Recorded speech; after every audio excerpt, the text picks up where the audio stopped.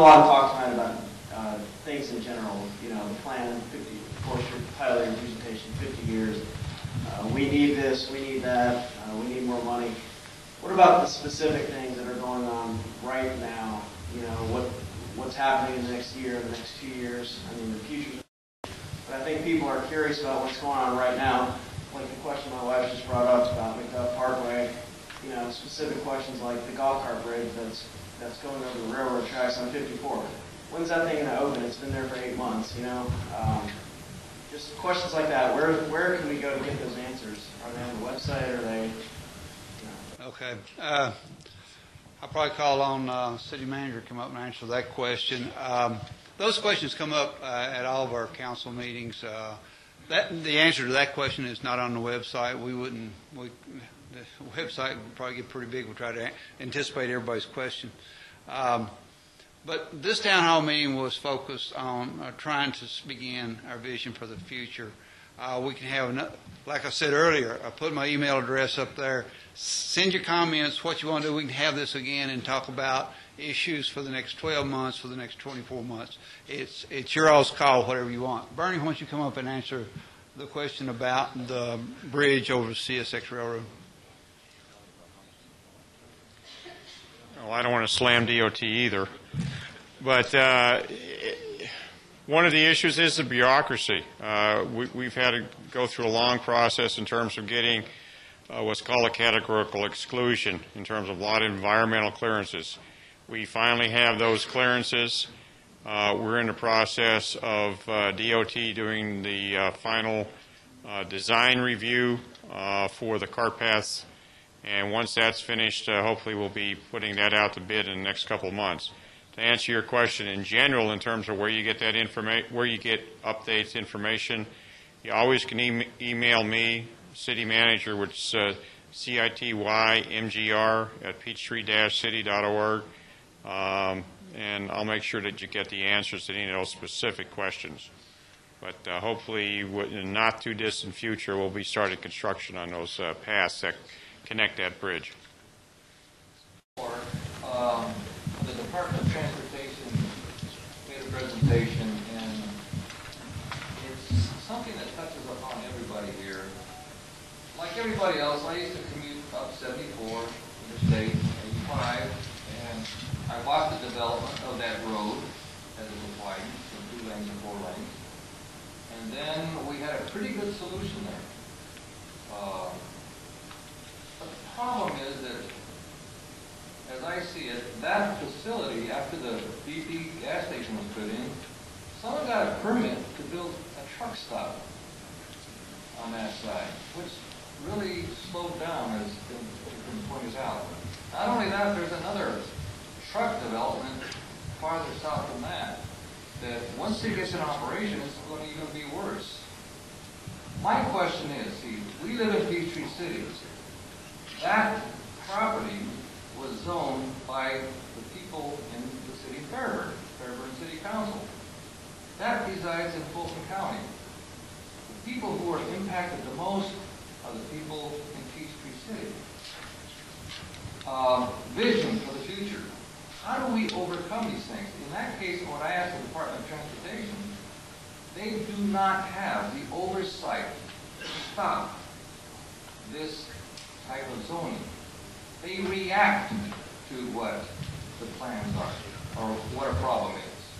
They take a study, they fund it, and so that intersection will now be the solution in 2025. And I was appalled when I saw that, but it's nobody's fault here. It's the system of how things fall through the cracks by jurisdictions of government who have the authority to zone. And the people of Fairburn who live in Fairburn on the other side of the interstate, they're not affected that much. But we are. So how do we plan for a vision of our future when we don't have control over some of these variables that severely threaten our quality of life? Thank you. That's a real good question. I may have to ask Chick to address that, because we kind of depend on ARC and our friends at Greta. We can't depend on Greta too much, but But we depend on our friends to address some of those. And yes, it appears we may not do it very well, but Chick, why don't you try and address that question? Well, the issue is a very valid issue, and it's one that we grapple with all the time. The state requires that local governments do comprehensive plans, but there's no requirement that they follow a comprehensive plan. They can make zoning exceptions basically at will, and many do that. The state also put into place something called developments of regional impact. And it's a review process that we're vested with the authority of doing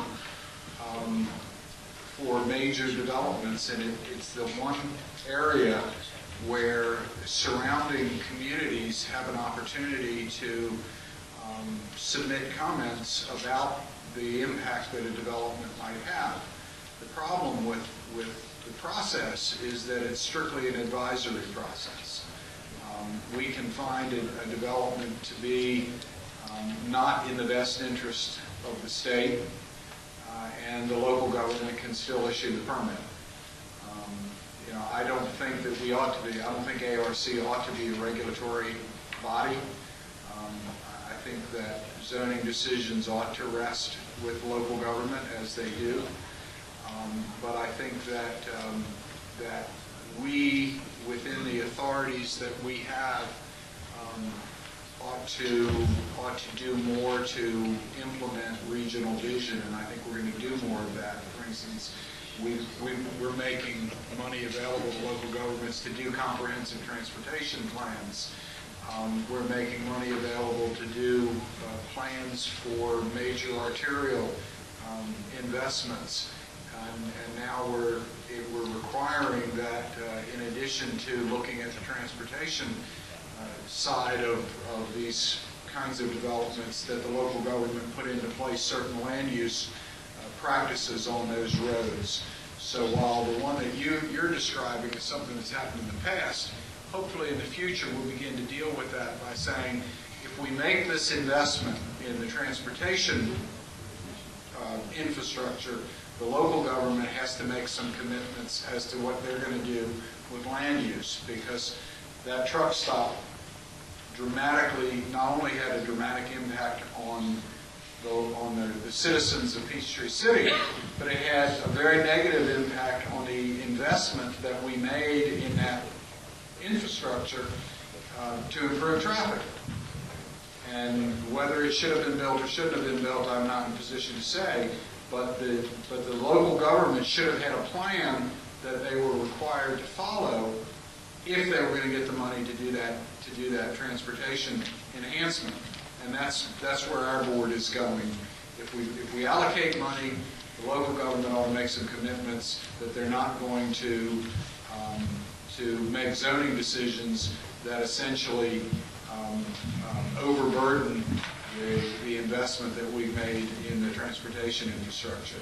Will it be successful? I don't know. It's still, it's voluntary, but we're trying to impose some constraints, and we're trying to make some incentives available and things like that.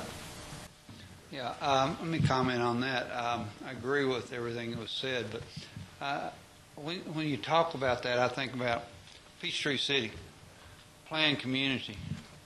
I wonder if we would look like we do today if ARC or state of Georgia or state representatives had more say in how we zone and what we could do. I think that we've done a pretty good job in this city of planning, and I'd hate for that to be turned over to somebody else.